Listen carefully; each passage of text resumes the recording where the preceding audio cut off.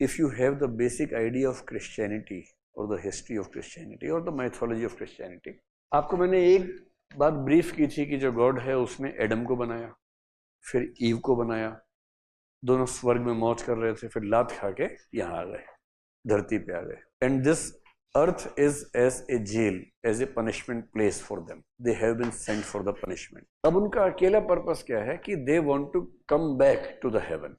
जहां से आए हैं उनका अकेला पर्पस है बस किसी तरह से वापस चले जाए.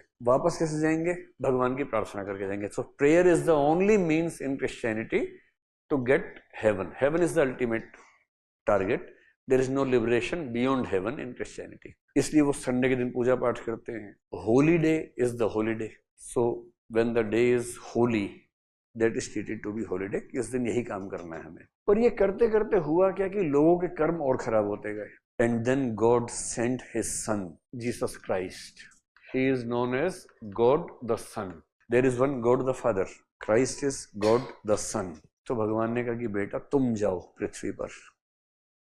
ये नीच, इतने नीच हैं ये सब लोग, इतने निकम्मे हैं. इनसे कहा कि पनिशमेंट के लिए भेज रहा हूँ, वहाँ ठीक बिहेव करना तो वापस बुला लूंगा. वहाँ जाके और बिगड़ गए हैं. किसी को जेल भेजा ड्रग्स के चक्कर में, वहाँ जाके और ड्रग्स फूंकने लग गया. अब कहाँ भेजोगे उसको? कुछ कुछ वैसी हालात है. तो भगवान ने कहा देख बेटा, एक रूल है, कुछ गलत हुआ है तो जस्टिस तो होके रहेगा. और ये प्रिंसिपल जुडाइज्म से आ रहा है. जुडाइज्म में कंसेप्ट चलता है कि किसी के कर्मों का फल किसी और को मिल सकता है. And this has been taken in Bodhisattva also.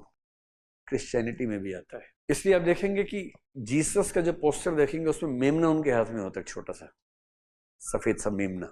क्योंकि उस समय जुडाइज्म में कंसेप्ट ये था कि अगर आपने पाप किया है तो फल तो मिलना है, तो आप एक एनिमल को सेक्रीफाइस कर दो तो वो पाप आपका कम हो गया एनिमल के सेक्रीफाइस से. फिर एक कंसेप्ट आया कि अगर एनिमल खुद पापी हुआ तो कंसेप्ट है कि एनिमल ऐसा लाओ जिसने पाप ना किया हो. तो बहुत छोटे छोटे मेमने पैदा होते ही उन्हें मारने लग गए, क्योंकि तो पाप करने की उम्र ही नहीं उसकी. तो भी अभी पाप सोचेगा उसके पहले कट गया. तो हमारे बुरे कर्म इसके ऊपर चले गए. And Jesus rejected this idea and that is why he is holding that animal in the images in Christianity. अब जीसस क्यों आए हैं? भगवान ने क्यों भेजा? गॉड ने क्यों भेजा? बोले यार देखो, बुरा काम हुआ, फल तो मिलना है. इन निकम्मों से उम्मीद कर नहीं सकता हूं. तुम जाओ, सबके पाप अपने ऊपर ले लो और फिर शहीद हो जाओ. सबके पाप खत्म हो जाएंगे and all the human beings will be able to come back to the heaven, Eden. Jesus ने कहा ठीक है भाई.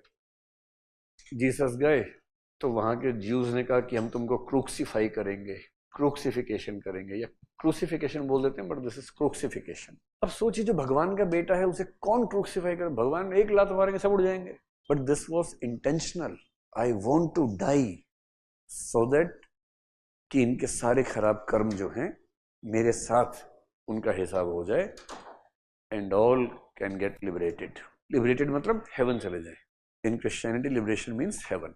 तो जैसे जीसस ने खुद को सेक्रीफाइस किया for the sake of everyone on the earth, कि सबको स्वर्ग लेके जाऊंगा, अकेले जाके क्या करना है, बोर हो जाएंगे, वहां सबको लेके जाएंगे. In the same way Bodhisattva, although he is eligible to attain liberation, he keeps postponing his liberation just because he wants to liberate everyone with him. ये करता कैसे है? एक वर्ड है परिवर्त. परिवर्त इज ए कंसेप्ट. परिवर्त means he has the ability of transferring his karmas to others and balancing others' karmic balance with his own karmas. तो ये परिवर्तन का कंसेप्ट पहली बार इंडियन फिलोसफी में आता है, पहली और आखिरी बार आया है. And to some extent it is very close to Christianity.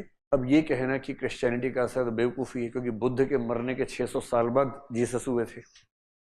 तो जीसस का असर बुद्ध पे तो नहीं हो सकता है. अगर असर होगा तो बुद्ध का ही वहां गया होगा.